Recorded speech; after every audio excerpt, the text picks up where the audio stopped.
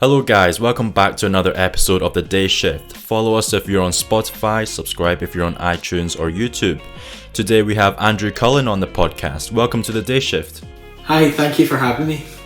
Welcome, Andrew. A new thing that we're thinking of trying with guests is getting them to introduce themselves because they know themselves better than we know them. So, how would you introduce yourself? If I was to introduce myself, I would say that I am a 20-year-old student from Glasgow. I study at the University of Strathclyde and I study management entrepreneurship. And for me, I'm really interested in sustainability and mental health. And I find that sustainability and those topics are something that really resonate deeply with me. That's great. So how is it? How is your society going? Is it tough to manage virtually in that? Yeah, I find that this year we had a really great opportunity. So a lot of my work has been involved as the president of the Sustainable Strathclyde Student Society. It's a bit of a mouthful, I suppose. And this year we've had that opportunity to go online and go digital.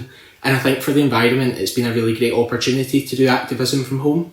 So it's been a really exciting opportunity to get members involved, for me to be able to take that lead as well. And it's just exciting to be able to have those conversations from the comfort of our own homes. Sounds great. And Sam and I, mainly Sam, have done our research on yourself before we done this podcast. We heard that you've done hundreds of hours on learning about the environment and sustainability during, was it the summer?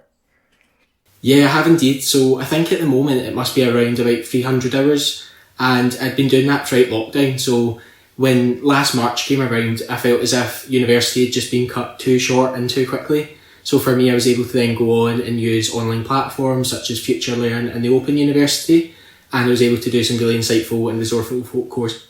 Was that your way of keeping yourself busy? And some people have mentioned previously making banana bread or going on 5k runs. Was that your way of keeping yourself in the loop? Yeah, it definitely was. I felt as if for me there was just too long a gap from finishing uni to going back in September. So for me it was a nice way to be able to keep my mind healthy and myself in terms of going from, I suppose you had the choice of a daily walk or doing something productive with your time. So for me that was definitely my way of approaching lockdown. Awesome. You obviously must have liked the courses that you did. So you said FutureLearn. Would you say that's one of the best ways to learn, or would you rather be out there doing stuff, learning in a more practical way? Yeah, definitely. I think that's a really interesting perspective because with FutureLearn, they were able to develop the ideas and concepts. So there was quite a lot of visual learning with that. And that's something that I felt was one of the best methods for me. So being able to watch videos, read some elements of it, and then be able to have conversations. So they created a really meaningful online platform where we were able to talk with other members, other learners, and it was just really nice to have those conversations about the environment and, as I said, mental health as well. How did you find out about that online course? Because you get different ones. I know of like Coursera or Udemy, I think some people use. Yeah, definitely. I think for me, the reason that I found it was because I had hit that peak at the first week of lockdown, and for me, I thought, I can't go through potentially 3 weeks of this, 3 months or 3 years. I think at that stage we just did not know how long it would last. And it was an advert that had come on the TV, and it was basically just showing it was Coursera, as you said. And when I went on to have a look, I found that the FutureLearn courses and the Open University provided more detailed or explicit courses for sustainability and the environment. I know we've spoke about this previously, you and I off air, but would you be able to explain to James how you first got into the environment and sustainability? Yeah, of course. So I think for me it's been a really long process. So simple things like even in primary school, joining an eco-society and being part of that committee. And I think it was just always something that I'd felt as if was an issue that needed to be addressed. And it's not as if my family have come from that type of background where they had a lot of experience. It was something that they did know was an issue, but it just wasn't necessarily something that they were able to address. So for me, being able to then develop that from there as I went into high school through my learning and then taking on extra opportunities and being able to really encourage that across my education and how that could link back, I felt that was a really important aspect. And then once I went into university, that was the opportunity where I suppose you have an element of freedom where they said to you, this is what you can do, it's your career, it's your life, it's really how you can have an impact. And that was a moment for me where I was able to take those ideas on further. I'd be interested to know further how you think you can make an impact, but I think it'll be really rare to find someone who tells you that they don't think it's an issue, that the environment isn't an issue, or whether that's climate change. But it's more the thing that puts people off is they feel like they can't make an impact, or themselves can't make an impact. It'll be like turning up to the aftermath of a tsunami with a dustpan and brush. It's like, what exactly are you actually going to do? So do you think you can explain to the audience that, in fact, no, you can make an impact and you should try and read up on it a bit more? Yeah, of course. I think one of the things that's so commonly addressed is that it's up to businesses and it's up to the government and it's always someone else. And I think for me it's such a generational thing, because I've heard so many people, whether it be teachers in school or someone maybe just that bit older, and I suppose there was this perception of a bit wiser too, and they were always saying it's up to your generation and it's something you need to solve. And I don't think there's anything more powerful than your voice. So I think being able to go out there and communicate your ideas, being able to speak to people and have those conversations is what really genuinely matters. And just as you were saying there, you wouldn't necessarily think that there's some things that you can do that will make a big difference, but it's just really addressing your choices in life, the conversations you have, the learning that you do, just to be able to gain a better understanding. And joining all of that together is what allows you to be able to tackle climate change. So for me, there was topics where I knew I wanted to get involved with climate change, but I didn't really know how I could tackle that or how I could combat it. Throughout doing the learning and a lot of the online courses, I was able to then see that actually there's maybe people in my area that do something similar, or there's local initiatives, there's ways to get involved at university, and just putting yourself forward and out there to say it's a collective effort, but no matter what I do, it will be good enough for this. And just those small steps and stages that you can overcome to be able to achieve that is what will be the most important. And now you have a society specifically for this. Excellent. So yeah, with the society, one of the things that we felt was really important about that was that it had already been an established society. So it was a case of going in there and being able to take over that and really make the most of the opportunity of working from home. So we've had almost a year now of it, and I think for me, so many people wanted to look for new ways and felt as if the social aspect of a society and maybe not being able to go into actual university and being able to have those conversations, meet those people, whereas realistically you're probably more connected than ever doing it from home. So I think it was really nice to take over, although there was that element of pressure, knowing that the previous years had set the bar or set the tone to be able to match your expectations, but it's been really positive and it's been nice to meet lots of new people through that as well. James and I, as you know, have some experience in societies, and for us, running a society online has been so much better. We've had a lot more success running it online than we likely would have if we started it offline. What would you say specifically you did as president of the society to make an impact? For me, it was always a case of, although it was a leadership role and it was something that the university encourages to get involved in and look for different ways to, for me I was always attracted to that area because I knew that it was an opportunity for me to then be able to give someone else a voice. And it wasn't necessarily about what I could take from that. It was just more about a case of, well, I know that I can bring in the knowledge and that sort of ambition and the commitment to it as well. Because for me, there were so many people that there's a sense called of greenwashing, and it's where a lot of people will say that they're sustainable and that they really care about the environment. And really it's more or less jumping on the bandwagon or identifying that trend to say, oh, well, we need to do something. Whereas for me, I knew that I would be able to actually come in, bring that commitment, have the knowledge to back it up, and then hopefully make an impact and say to people, here's a platform or here's an opportunity to get involved. We'll have a meeting, we can have the society for the social aspect to encourage your well-being, your mental health, and make sure that you're really having a nice time as well as being able to work on the issues such as climate change and the environment that matter to a lot of us.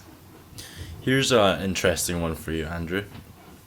Are you genuinely worried about the future of humanity or our beloved planet Earth if we don't do something about it?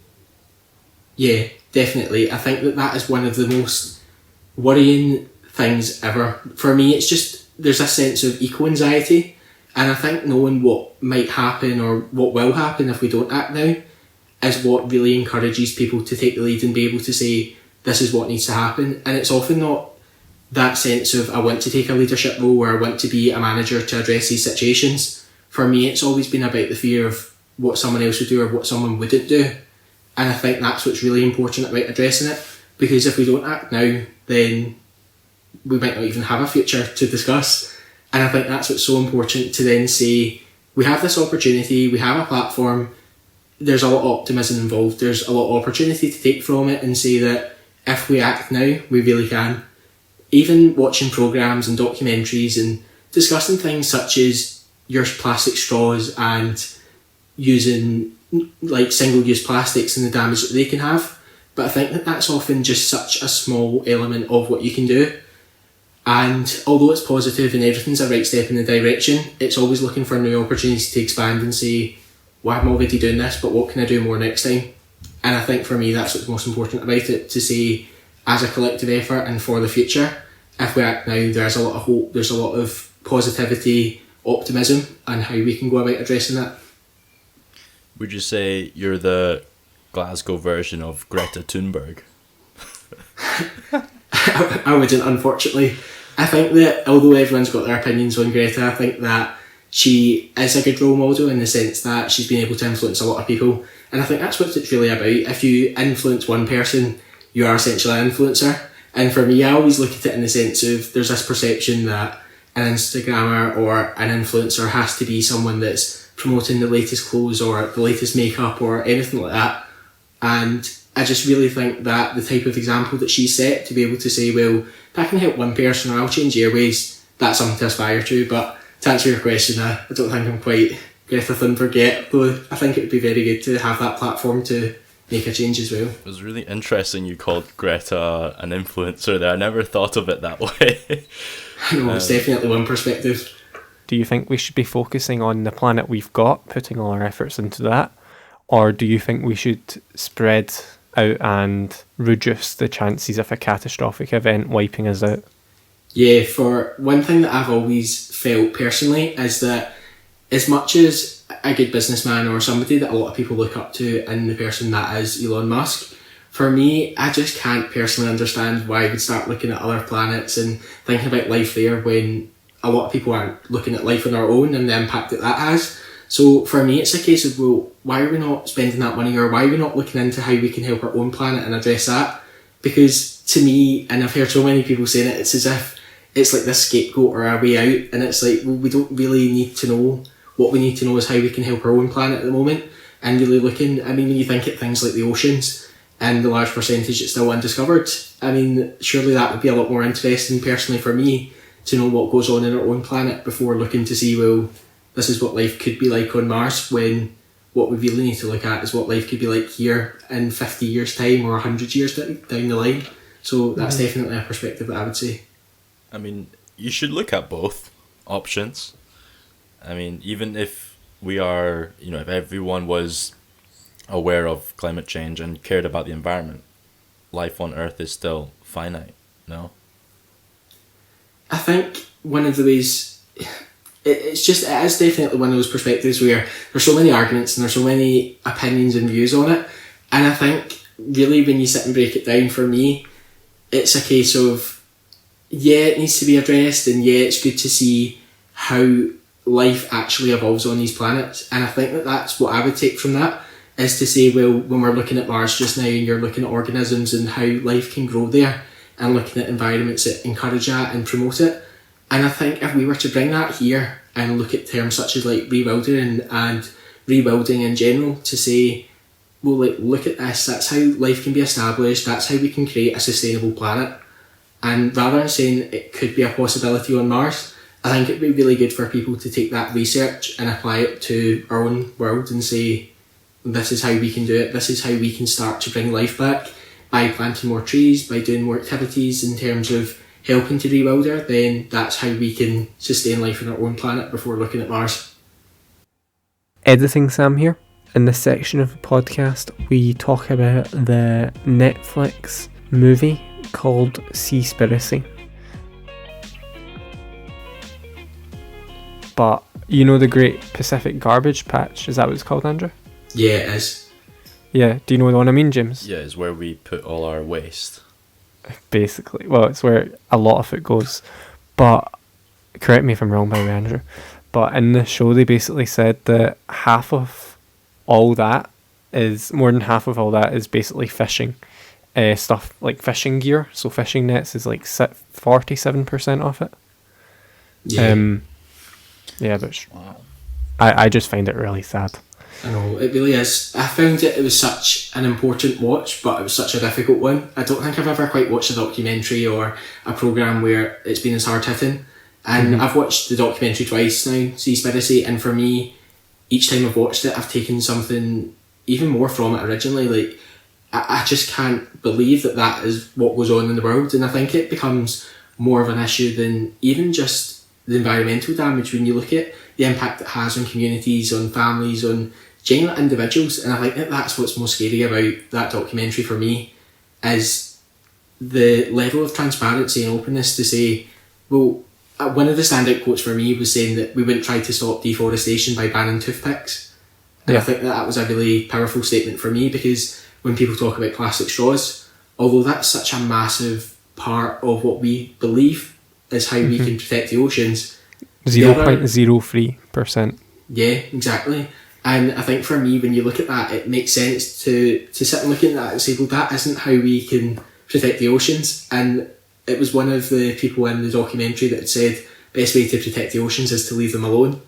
And that for me stood out, because it's so true. Because I think I definitely thought, well, if I can buy products that are removing plastics from the oceans, or if I can look into like sustainable fashion choices and all of these things that might influence how the oceans are protected, when realistically the answer is right in front of you. But it's just a case of a lot of these sort of charities, organisations covering up the fact that it is the fishing industry. And I think that was something that was so important to address and really say, this is what we need to do. If you can try and reduce seafood consumption, and if you can try and look at your own habits again.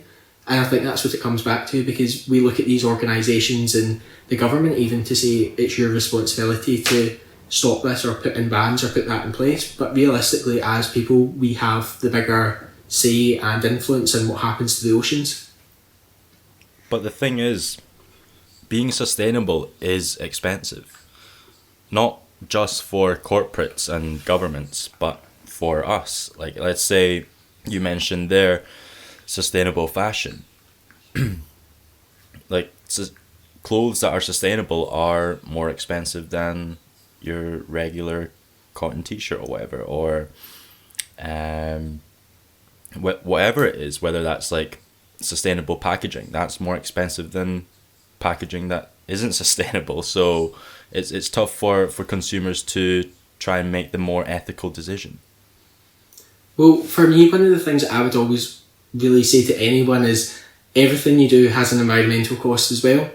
And I think it's really just reviewing your purchasing behaviour and what you do as a consumer.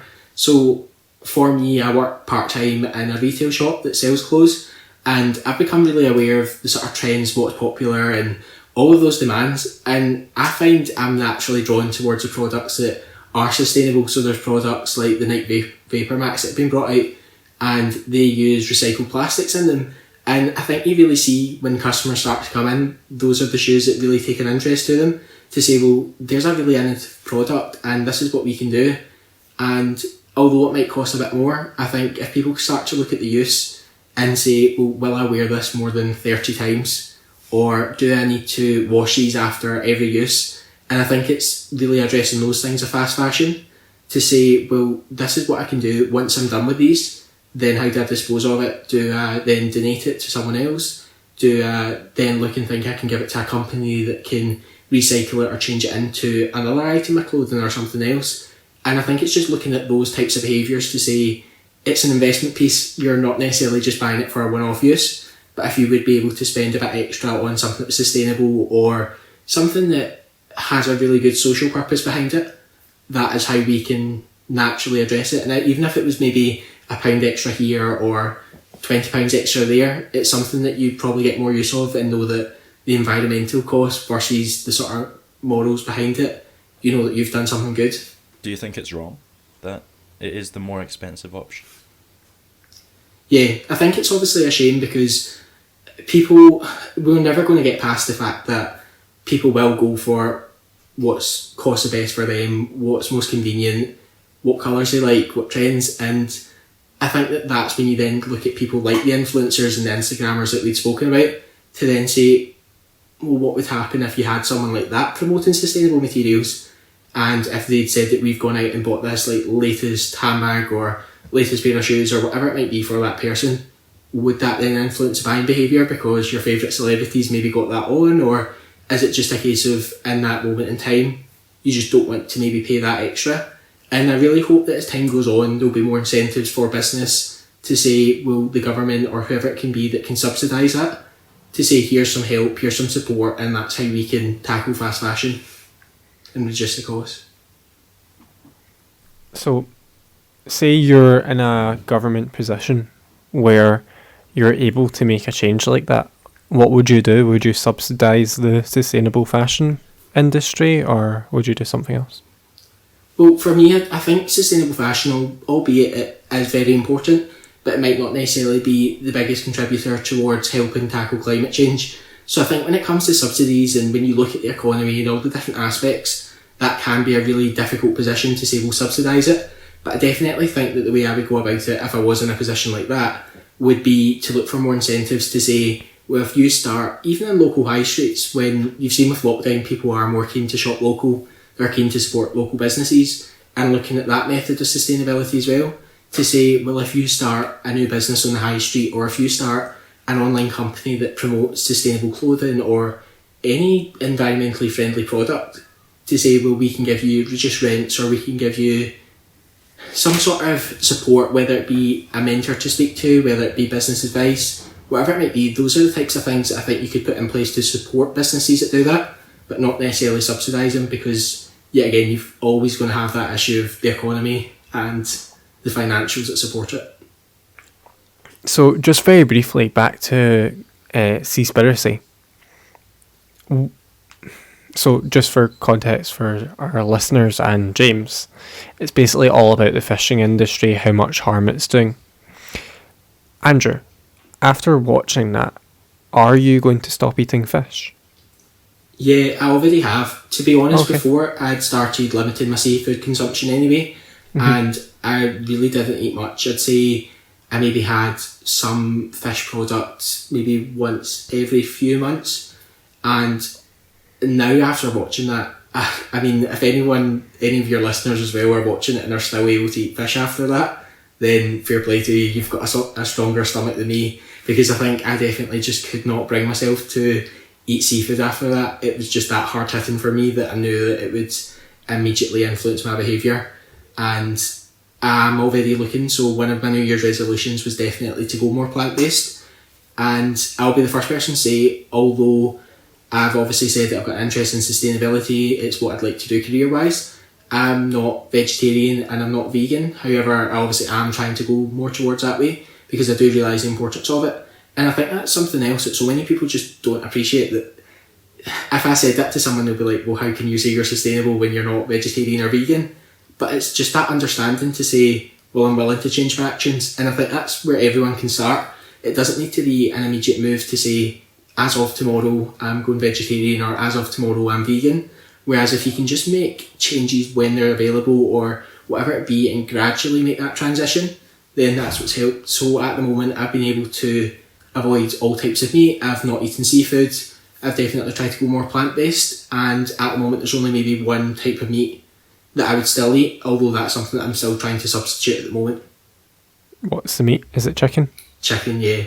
I find as if anyone that I've spoken to that has gone vegetarian or vegan, it just seems to be that hard to substitute. So for me, it's something that I was looking into, and to be honest, it's something that I could go without, and I'm genuinely just trying to make that change at the moment. But apart from that, I would say that it's one of those actions that I know is so important, and it is wrong to say that that's where I draw the line, and it's okay to eat chicken but not any other meat. And that's something that, for me, I find really difficult. It's something that I would love to change about myself. So hopefully within the coming months, that's something I can fully transition and go vegetarian as well, and then gradually try and work towards veganism. See the food that you've substituted what you normally have with, would you say it's like just as good? Yeah, definitely. I think that I was initially very influenced by these types of trends and I suppose fads when people go on about like meatless Mondays. And I remember when I was younger thinking that was so important because it was one day a week that I was making a difference, and it's a good starting point for people. The one thing I just realised myself that it wasn't enough for what I was really sort of been campaigning for and what I was looking at to say, this is what we need to change, this is what we need to do. And then I wasn't able to do it myself. So for me, that was something that I started transitioning and then realised that maybe now there's like 1 or 2 days a week where I'd eat meat and then that's it. So it's just a gradual build up of taking it day by day and thinking, well, can I substitute this out? And is it really going to be that noticeable or different? And for me, it's not. I feel as if my food's just been as good. I feel better for it. It's not something that I actively crave or miss out on. So I'm going to call cap on that one. I don't know, man. Like, I'm happy. I would be more than happy to change like my diet or whatever. But I've tried like substitutes. And you know, my like people that I know that do have substitutes, and they tell me like it tastes, you know, almost the same. It's tasty, and maybe it's just me, but I try. I'm like, this tastes like a long sleeve T-shirt, bro. Like, what are you talking about? And I think I'd be more encouraged if they straight up told me like, you know what, man, this is gonna taste like ass, like, but it's good for the environment. Just do it. Well, one of the things that I find is when I was saying about substitutes, so when you were saying there about the alternatives, for me, when I used to eat, if I ate, say, a beef burger, I now would not turn round and eat a substitute beef burger because I totally get what you mean. Like, a lot of the options that are out there maybe don't taste amazing, whereas the type of food that I would eat in substitute of it now, so rather than eat a beef burger, could I eat some sort of pasta dish? And for me, that's something that it's an easy enough change. It's not necessarily a substitute for the meat, but it's a substitute meal. So it's not something that I'm going without eating. It's something that I can still eat, enjoy, but it doesn't need to be a direct switch to say, here's what was beef, and then here's, for example, a corn version of beef. I think it's just looking for those alternatives to say, well, actually, for, I suppose, a lot of people, when you look at breakfast time, do I really need to eat like a rolling sausage or a rolling bacon when I could just have cereal or fruit? It's those types of switches for me. It doesn't need to be a direct change from like, oh, here's a bacon substitute for a bit of bacon. So I think that's definitely something that, but I do get what you mean. It can be difficult. No, that's a good answer. Yeah, it's something that I feel like a lot of companies should focus on. A lot of companies are like, oh, you eat pork, here's some vegan sausages instead. But I feel like they should be focusing on, like Kellogg's, for example. They could say, Kellogg's, a sustainable breakfast, something like that. So, as someone who knows a lot about the environment and is, I'd say you're an expert on it. Compared to myself and probably James, you're definitely an expert.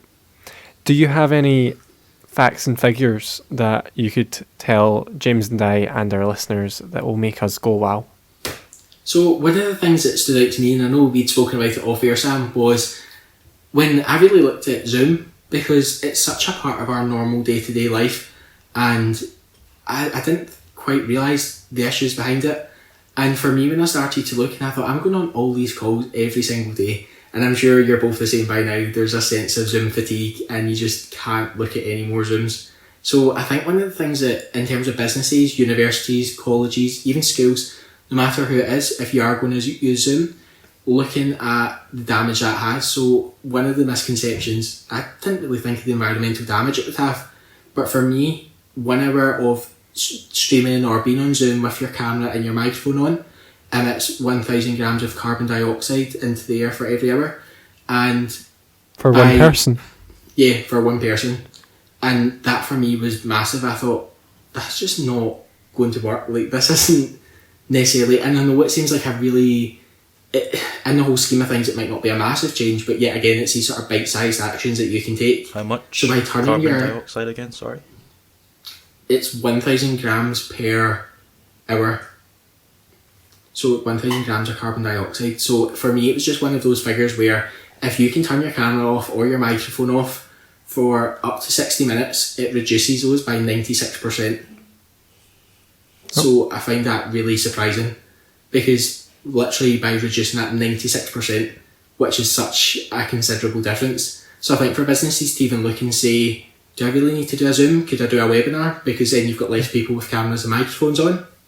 Whether you go on that and say, do I need to do it in 4K? Do I need to do it in high definition? Can you just do it in your standard definition? Because that's still going to help. It will make a difference. So a podcast is the worst possible thing to start. Only if it doesn't spread awareness. That's true. But we could. Should we just all turn our cameras off? That's what I was doing earlier. How does me having my camera on right now, like me sitting in my bedroom on my laptop, equate to 1,000 grams of carbon dioxide? It comes out your screen. Do you not see it, Sam?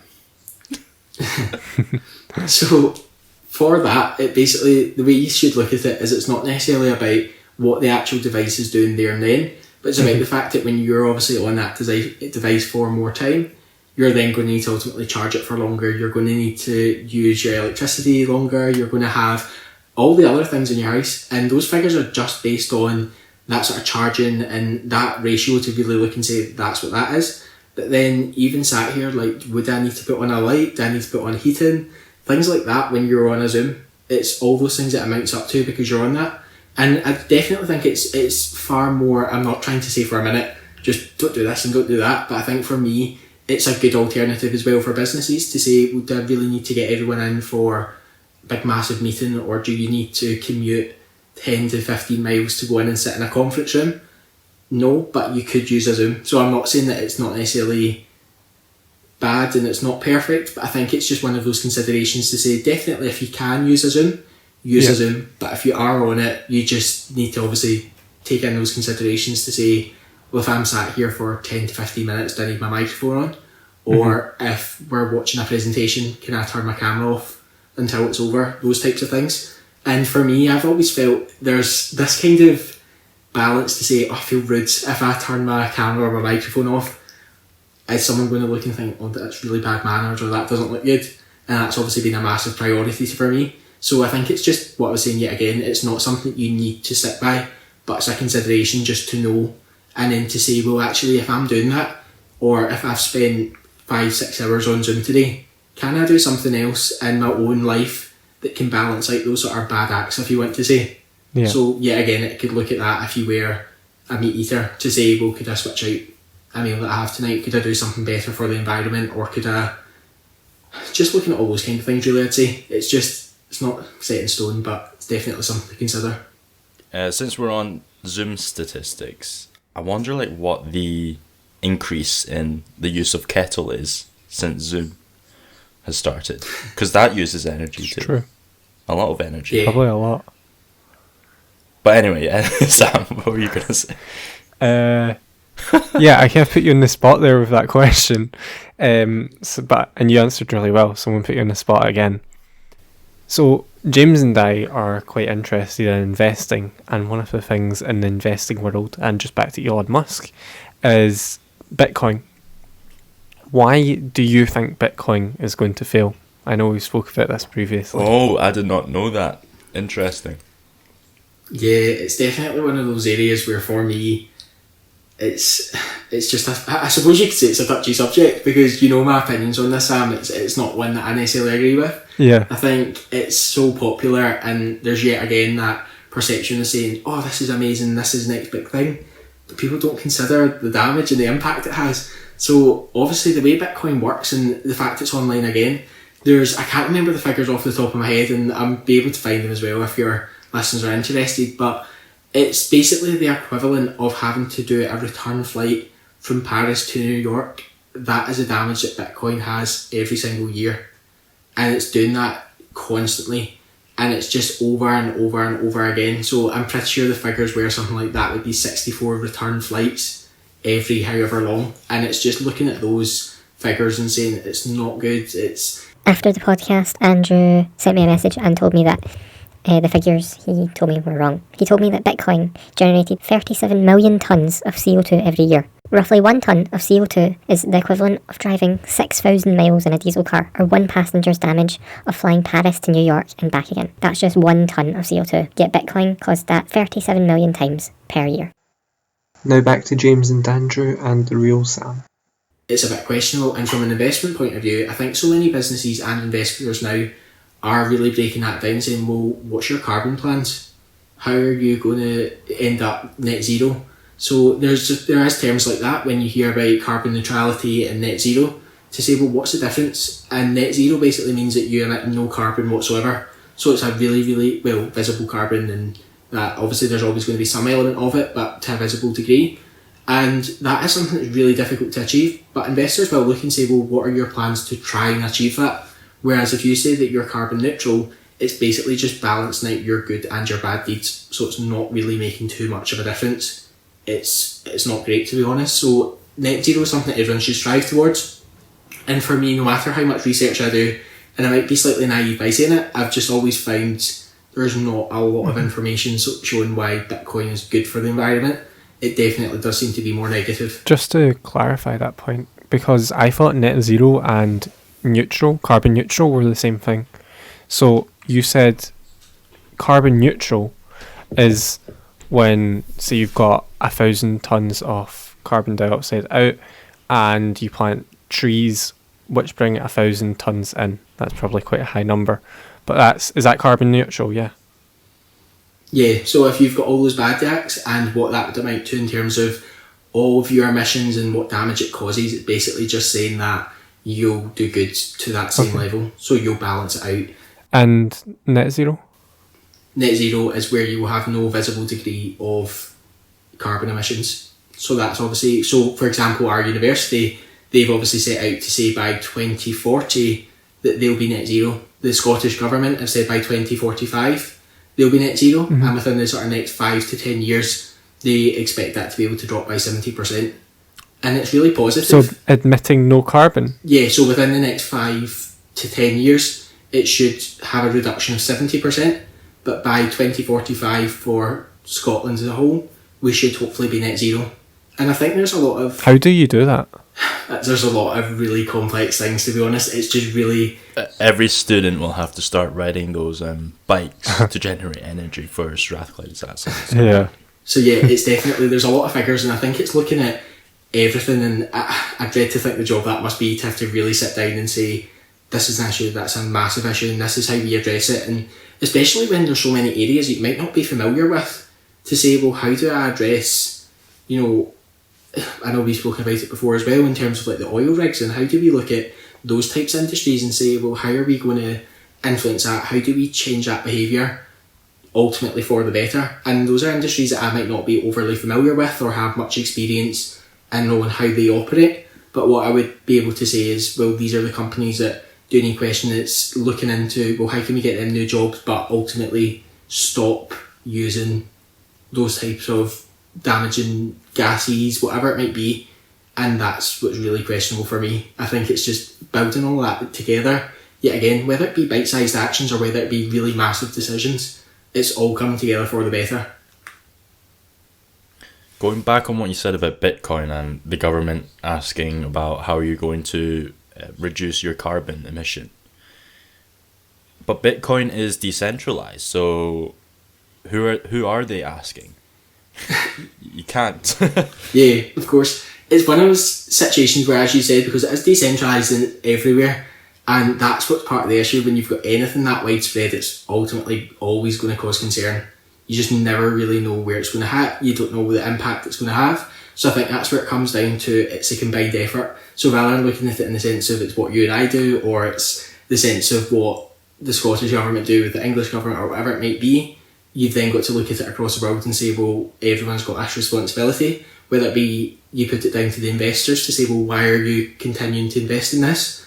Is it just the money that's influencing you? Or whether you then go on to say, is it the responsibility of governments to say, well, we're not allowing this, or this is how we can stop it? Or, yeah, again, who do you hold accountable for something like that? It's one of those horrible situations to say, well, someone's got to be liable. Someone's got to take accountability and say, we need to stop this or look for new options. And I think that's one of the massive opportunities every issue comes with an opportunity, and for that, all of these cryptocurrencies, there's not a sustainable option.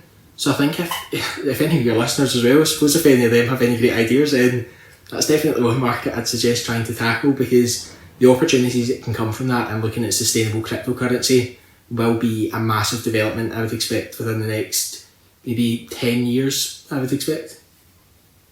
Wow. So Andrew's not against crypto like as a whole, but he's pro sustainable crypto. That's pretty mind blowing. It's definitely, it's such a weird concept because there's so many areas of it, and for me, I don't know about you two, but when you hear all these terms being thrown about, that's what confuses me. When you hear people saying, oh, it emits this or it does this and this is how we solve it, I think it just really needs someone to be transparent and honest and say, actually, have a look at this, take a long hard look, what can we do, how can we develop it?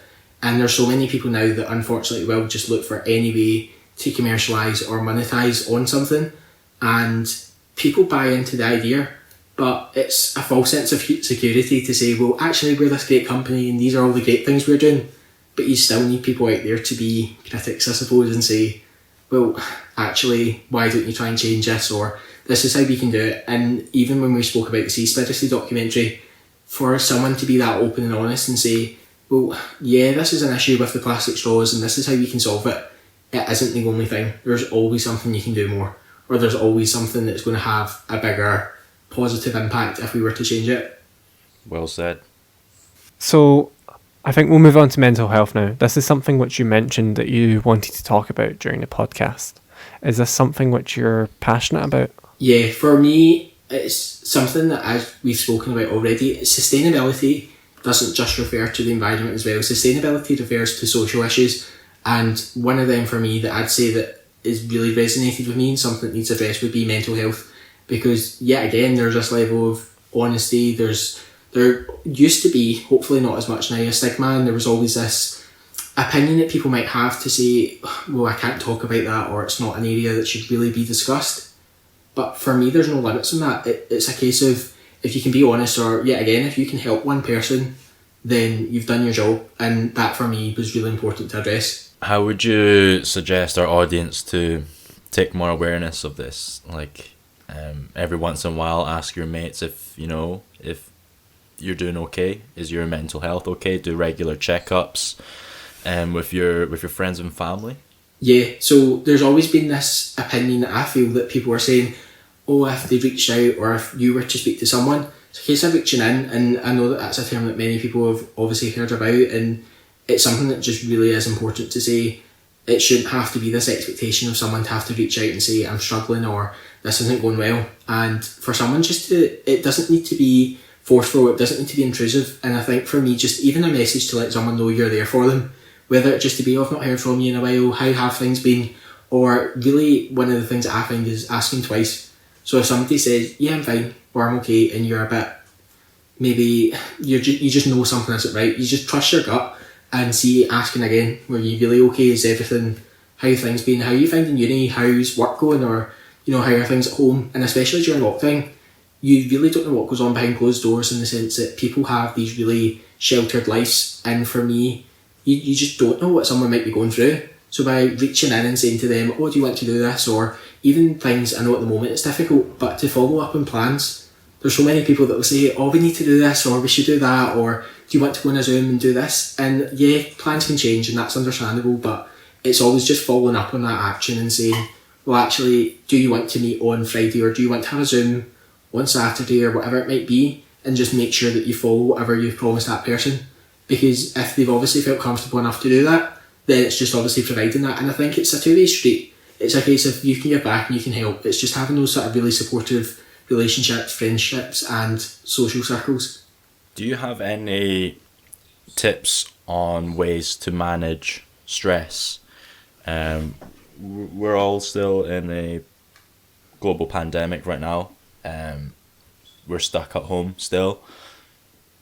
Do you any activities that you personally do that you find perhaps relaxes your mind?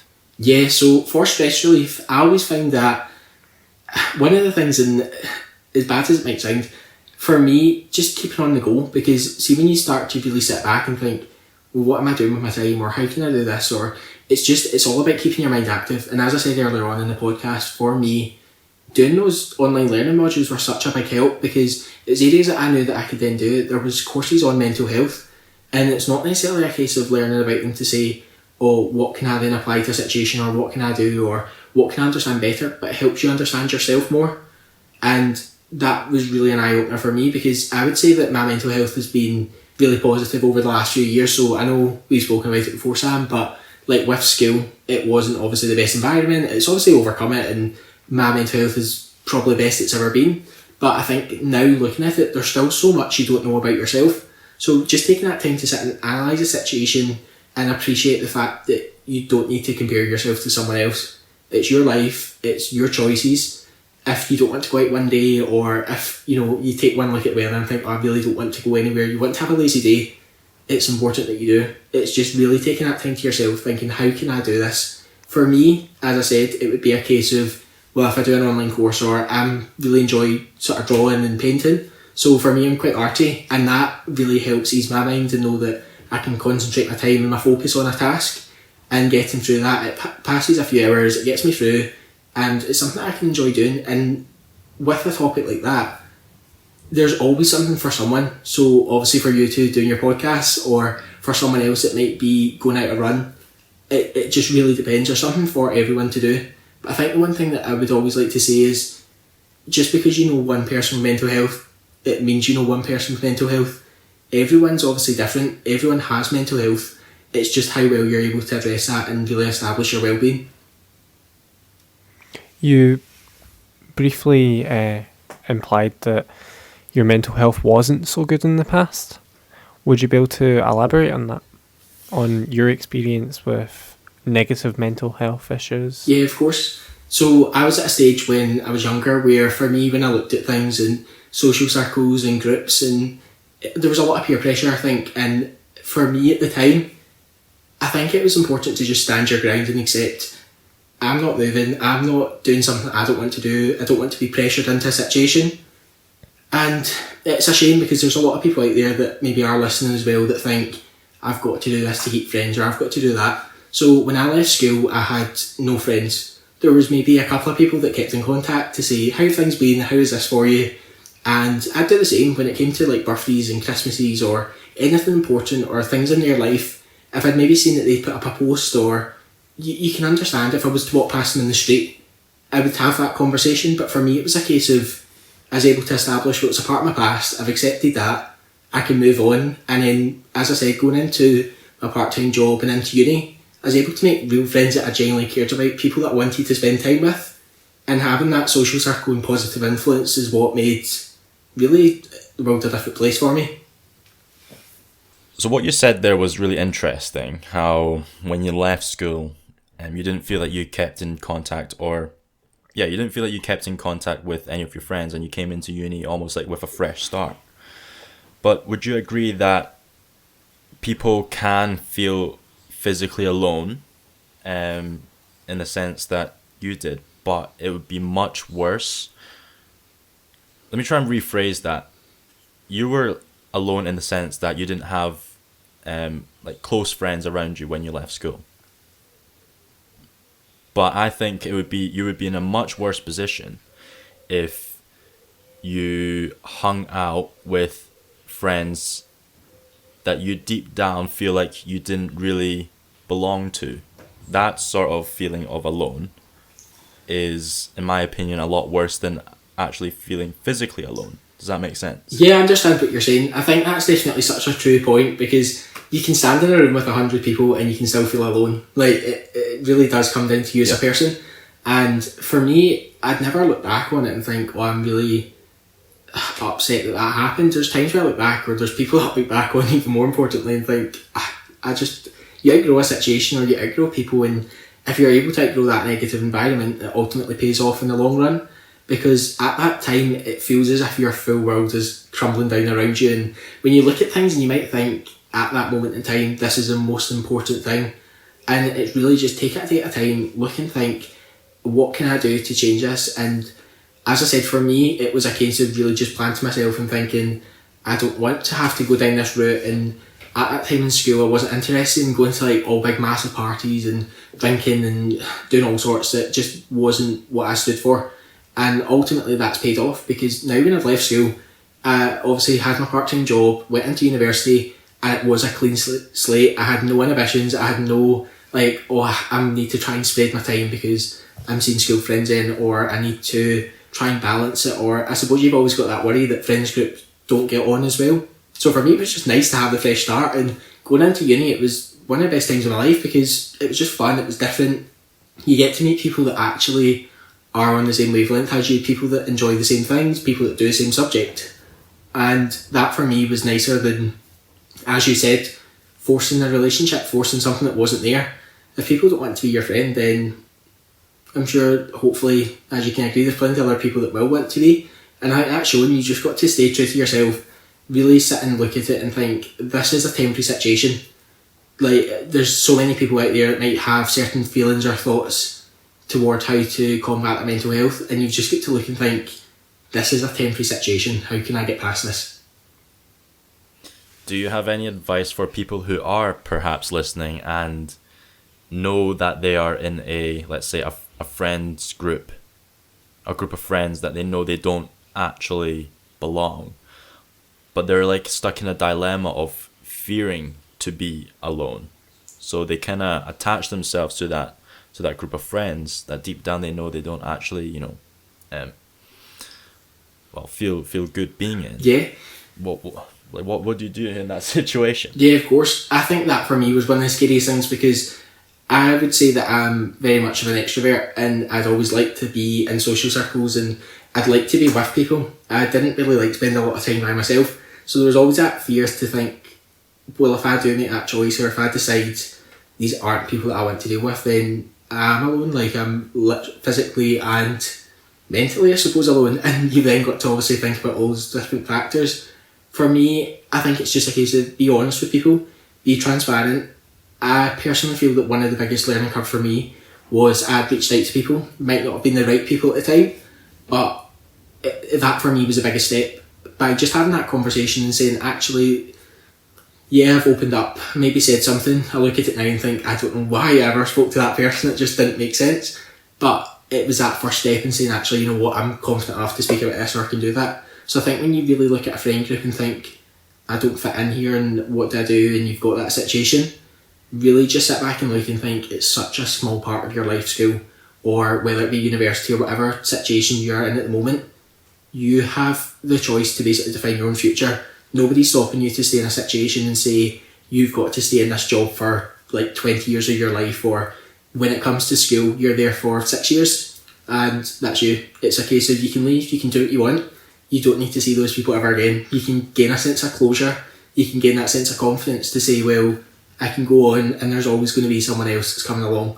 And everything that happens for a reason. So I think when you really look at it and say, if I go online, or if I've got social media, or if I'm going on some sort of activity building where I go along to an event, you'll meet people, and it's people that will have an interest in you and you've got one back, and that's far nicer than ever feeling as if you're trapped in a situation. So I'd say, just for anyone listening that maybe is feeling that way, just be confident in yourself, know that it's a temporary situation, so whatever you do, just know that you will get past it, and there's better times definitely ahead for you. What you said, I totally agree with. Like, things can always change. Like, I think, I don't want to speak on behalf of you guys, but for me personally, things at university are amazing, and I've met so many amazing like-minded people. Thanks, so you're welcome. So I know you had it tough at school, like you said. You had a pretty toxic relationship, which we previously spoke about. Would you say that there was anyone in particular that helped you with your mental health? May that be a peer, a teacher, a parent? Yeah, I think for me, definitely it stood out was my teacher, and I had a really good relationship with my deputy head teacher and my head teacher. And the reason that came about, it wasn't people that I'd approached and said, oh, I'm really having a difficult time here. But as I said, there's people that start to realise, there's people that are genuine out there that will look and think, Andrew's just not been Andrew today, or there's just always that perception. And for me, it wasn't a direct conversation to say this is what's going on, but they were people that knew me well enough to then see that I was maybe doing things that weren't necessarily typical of my character or the type of person I was. So it was a case of, I mean... Could you give an example? Yeah, of course. So if I wasn't necessarily, as you two might have gauged already, I do talk quite a lot. So if people were obviously able to look and think, well, he's actually been really quiet today, or he really likes being with people, so why is he going sitting himself? So there's times where I would go and sit myself at lunchtime, or go and sit in a classroom, or just sit and get my work done and think, well, see, when I go home, I can actually spend time with like my family, or if I did have other friends, so with my part-time job, as I said, there's people there that I thought, well, if I can do my work during school and I can spend my time more productively there, then when I do get home, I know that I can spend time doing the things that I like, whether it be, as I said, drawing, or if, obviously at that time it wasn't as if I had like all these online courses and things to do, so it was either seeing friends, could draw, could even go a walk, spend time with family, and that was really the situation. Those are the types of things where people could look at and say, well, he's just not behaving like himself. He's maybe not messaged as often, he's maybe not spoken as much today, you know, he's been a bit more distant. You can just see, I think you can, if you know the person well enough, you can tell. And I think for anyone yet again listening, you can really look and think, well, even that would, like, my teachers weren't people, as you can imagine, that I spoke to every day or had like really, really regular contact with, and yet they were still able to see something was wrong. So there is the right people out there, and there's people that are willing to help. It's just, it's not necessarily a case of you need to know who, but they will come along. Like, those people will come into your life, and it will be for the right reasons. Could you share the story about your head teacher? Yeah, of course. So that for me was definitely one of the sort of standout moments from school, because that was, I'd say, my lowest point. So I looked at school and thought, I want to leave, really don't want to be here anymore, and I always knew I wanted to go to university. So it was this difficult situation where got to 5th year, I'd stuck in, as I said, I'd really put an effort in this absolute shift to get what I wanted, and I could get my grades, and I know that that was me, and I thought, if I can make this situation for myself to know that at the end of 5th year, that's me, I'm leaving, and I can go to university. I was one of the younger ones in my year, so it meant I was only 16, and I felt I was too young to go to university. It just was too big a jump at that moment in time. So I then looked at college, thought, oh, I'd go there. I'd applied, got my place, and I thought, that's me, I've got like start, that's me out of here, I don't need to worry about school, people, whatever it might be. I'd made that situation for myself, and it was a really good moment because I was happy with what I'd managed to achieve. But I think deep down I knew that, well, was it really what I wanted to do? Was I being like, not forced out of school, but did I feel as if I had to do that just to avoid people? Where I see if I stick out an extra year, could I just go straight into university? And then it was something as simple as we got a new head teacher, and I'd held the door open for her, and she'd obviously thanked me and asked what my name was. Later that night we had a parents' night, and she'd approached my mum to obviously say about how polite I'd been to her and how I'd opened the door. And then the next day I'd got called down into the office because, yet again, I think mum had been honest and had just said, a bit worried about Andrew, like he doesn't want to stay on, I don't really know what's going on. And my head teacher spoke to me, and it was that situation if it was someone new, someone that I hadn't spoken to, and I felt as if I was really able to open up to them, and that's ultimately what kept me in school. Such a nice coincidence. Yeah. To have, yeah. Yeah, it really was nice. It's the right person at the right time. Yeah, I really am a strong believer in that, because there's so many people, and there's people that at one point I would have been like, oh, they were my best friend, or they were people that I thought I could never live without. But as I said, life changes so often, like things are just, you really have to sit back and look and think, well, are these people, is it someone, you're not connected, you're not tied down in life, you can make your own future, you can really set up and say, I'm not being forced to sit at lunch with this person, or I'm not being forced to have to see you for the next 50, 60 years of my life. Like, I have my own choice, I have my own say over my future. And that for me, like, I know that one of the standouts for me was the day of my prom, and I think for many people it was, if they had to say it was a standout for them, they would look at that and say it was for all the right reasons, to say, oh, it was such a fun time, or I was able to do this, or I was with all my friends. For me, my prom stood out as like the highlight of my school because it was closure. I went into that event, left, and I cleared the air. The people that I was friends with, by the end of prom I wasn't, and I think it was just being honest and saying, like, I'm not tied down to you, I'm not tied in this situation, and just being able to leave that event and know that I'd gained that closure. And that was something that just having the confidence to do. Like the day of my prom, I think I'd maybe had God knows how many panic attacks, to be honest. It was just one of those situations where I thought, I physically feel sick at the thought of going to this event. And yet, by going and accepting the fact that I'll go in, it's up to me how good a time I have. If I go in and think, well, I'm hard done by, or I'm feeling a certain way, then ultimately it's going to make it a bad time. Whereas if I went in and thought, well, it's a couple hours of my life, isn't it? Might as well just enjoy it. And I left that night and had a really good time, because it's up to you what you do. I saw something along the billboard recently and it was like, bad news, everything can change. Good news, everything can change. Yeah, that's so true. It's just really nice to know though, because as I said, it was one of those times in my life where I thought, I just don't know how I'm going to get past this. Like, I can't imagine having that situation to be like, this isn't what I'm about, like, this isn't me. And I think that's what it is. As long as you're confident in yourself, know what you stand for, what you want in life. And I mean, the people that know me now, they know the type of lifestyle I have, and I mean, ultimately coronavirus has put a stop on a lot of that. But for me, I've now got friends that actually care about it. I've been able to go on holidays with friends. I've been able to have many nights out, I suppose you could say. And just having that situation, that wasn't something I experienced in school. So it's not a case of you're never too old to experience something for the first time.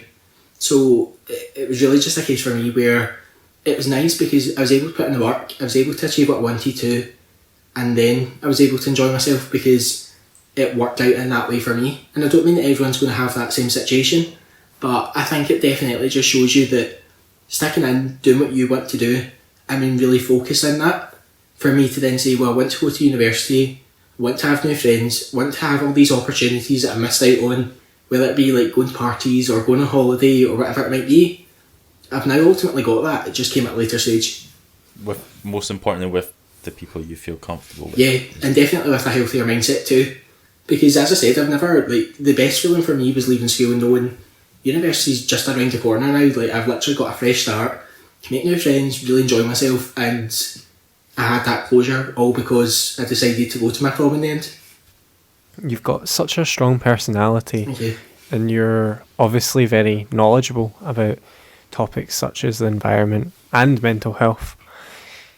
What are your ambitions?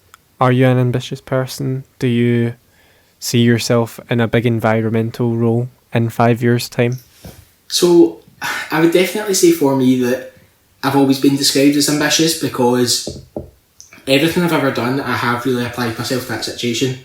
And I think many people that would know me say that I probably put too much effort into things.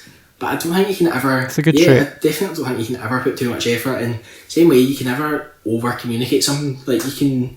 As I said earlier in the podcast about the environmental stuff, your voice is the strongest thing you have. So really being able to apply that to situations and say, well, what can I do? So for me now, I know that my career ambitions would be to look at and think, well, I'd never want to make anyone feel the way I do. So even if I was to go into... So as I said, I study business. So if I was to go into any sort of like leader or manager's role, then I would never want to make anyone feel, or I'd want to create a place of just making people feel welcome in work, to say that, well, you can approach me, you can speak to me, I'm that type of person. But for me, it's more about the case of protecting animals that you'll never get to pet, or being able to help those part of the world that you'll never get to visit, and just making that impact there. It doesn't need to be about your immediate circle or your own country or wherever you do. Having that impact on others and be able to make positive change. Everyone's capable of it. It's not something that you've got to be really knowledgeable about or really ambitious about. It's just how you apply yourself to a situation. So one of the things that I was quite looking forward to doing, and it's something that I would consider, is looking at like climate and business diplomacy. So the thought of, for me, of working for like the EU or the United Nations and making an impact for climate and business is something that really does excite me, to know that, well, that would be a really positive role, to be able to travel, to be able to meet new people, to chat, to work on those issues that really matter to people. And then when you look at the United Nations, you've got things like the Sustainable Development Goals, and they address the environment, social issues and economic issues, and it's all about making the world a better place. And I think having an understanding of things like the goals, and then figuring out how can I apply that to a day-to-day life, how can I apply it to my academic life, and why am I doing it. And I think if you can really capture the essence of all that in what you do, then you've got the option to be a positive change maker. So for me, that's what it's really been about, is trying to make a difference. Just talking about the UN, you're working in a UN report, aren't you? Is that correct? Yeah. You are? Can you tell us a bit about that? Because that's really exciting, because the UN is this big organisation and there's this student in Glasgow working on it. So working with the United Nations project, it was an opportunity that my university gave to me, and it was working with professors, lecturers and other students to basically work on this bi-yearly report that goes to the United Nations, and it's basically focusing on how well the university is able to teach sustainability. And whether that be sustainability, as I said, through the environment or social issues or economic issues, it's looking at the support in place, so the teaching, the awareness and the training that can go along with it. So it's a great opportunity to have a say over it. And yet again, I think there's always this expectation that it falls on someone else to make decisions. So for the three of us to look and think, well, is it my lecturer's responsibility? Is it a class coordinator? Who is it that's making all these decisions?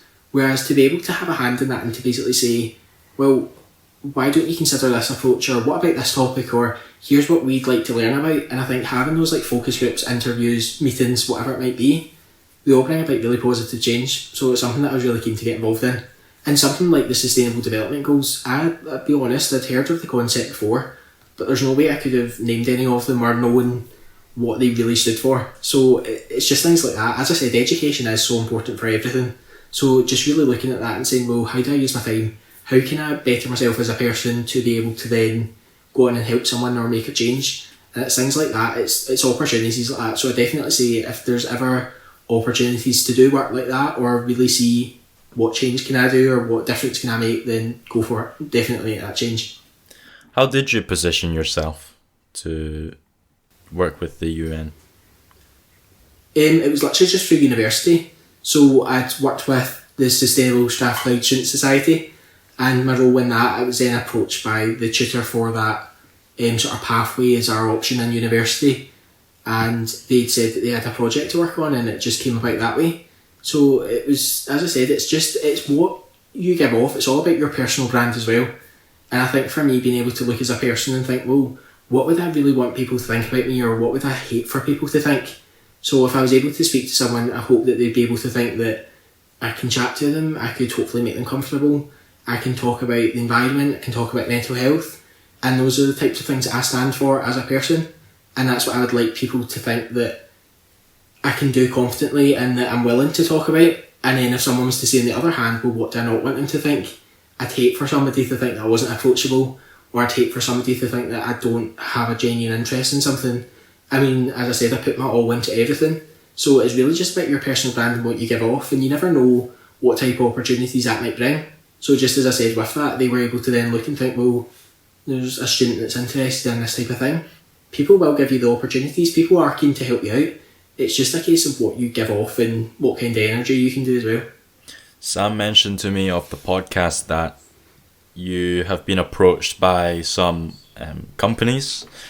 I think it's through LinkedIn. You don't have to, well, in fact, you shouldn't mention what companies those are, but could you give us a little insight onto that?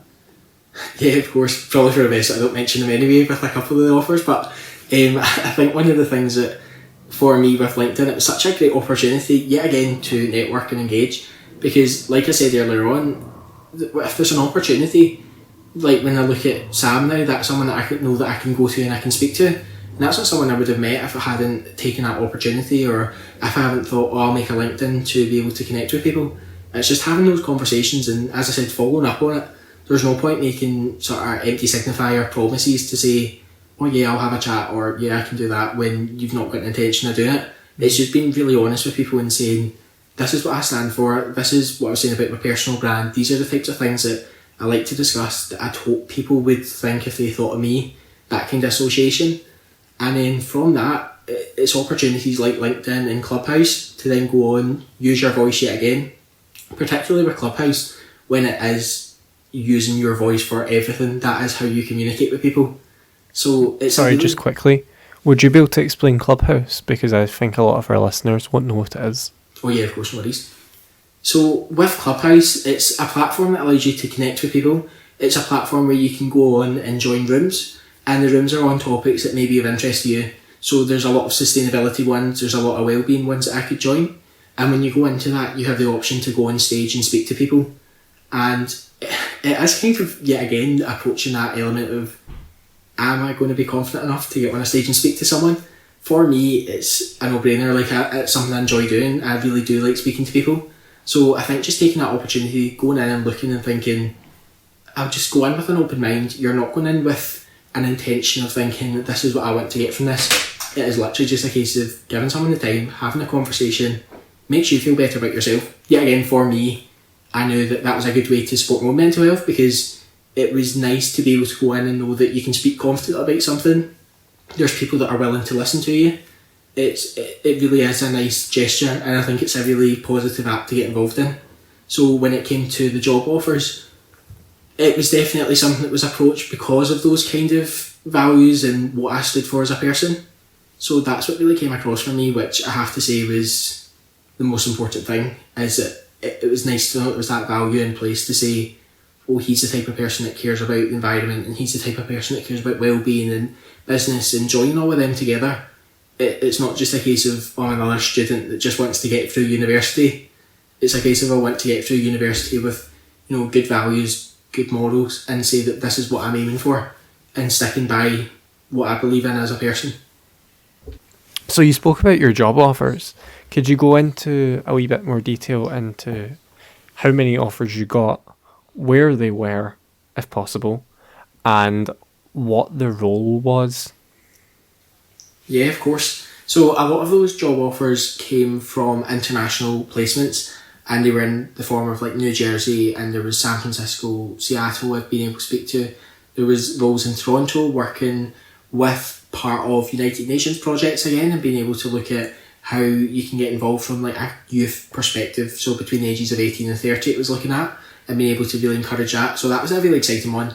There was other ones more local. There's been ones across Scotland, and I think the thing for me that's been nice about it is it's maybe not been jobs that I've applied for. It's, as I said, if I've put myself forward on LinkedIn in terms of a post, or if I've gone on Clubhouse and been able to speak about something that I really am passionate about. Something as simple as that is what's encouraged these job offers.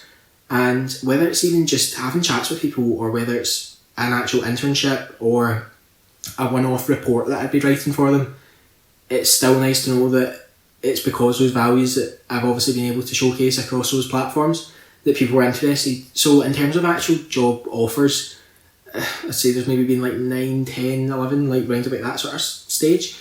But in terms of opportunities, there's been countless. So as I said, there's been really great opportunities to connect with people all over the world. So that's what I really genuinely take from it, because as you know what university's like, you're there for a reason. You're there because you want to be able to learn, you want to be able to, as I said, have a say in your own future. So for me, it was just nice to know I'd never say no to a chat. I'd never say no to someone to say, oh, I'm too busy or I can't make time. It's just how you make that time. Like, that's all it really is. It's a case of finding the time to say, well, these are what is important to me. I like having these chats. It's good to just be able to do it. So really just allowing that time, allowing yourself to do it, is what I would say to anyone that's looking for it as well, is how you go about really networking and growing from that kind of platform. And within your network, you have Carol Baskin, don't you? Yeah, that's definitely the strangest one by far.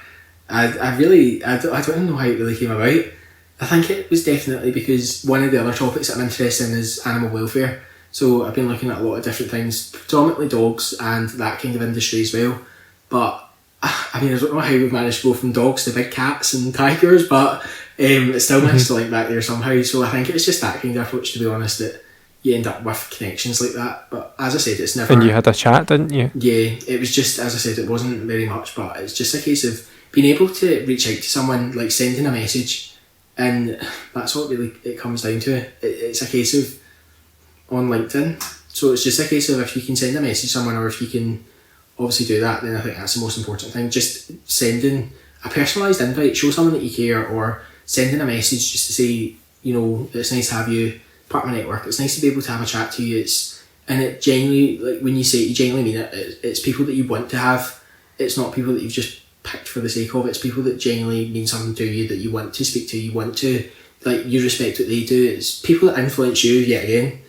I think there's that perception where the people that you follow in other social medias, it's got to be people that you really want to look like, or you really want to dress like, or whatever it might be. Whereas for me, those types of other platforms like LinkedIn, people that you want to be able to look and think they're really positive change makers, or they're really influential, and that to me is more important. Back on your job offers, is that for like when you graduate? Is that how the offer was set out? Yeah, there was a few that had been mentioned saying about after I graduate, like there's opportunities to get involved, and they'll try and find ways. Obviously if I keep in touch, there's different ways and opportunities that might come up. The vast majority have been sort of at the moment.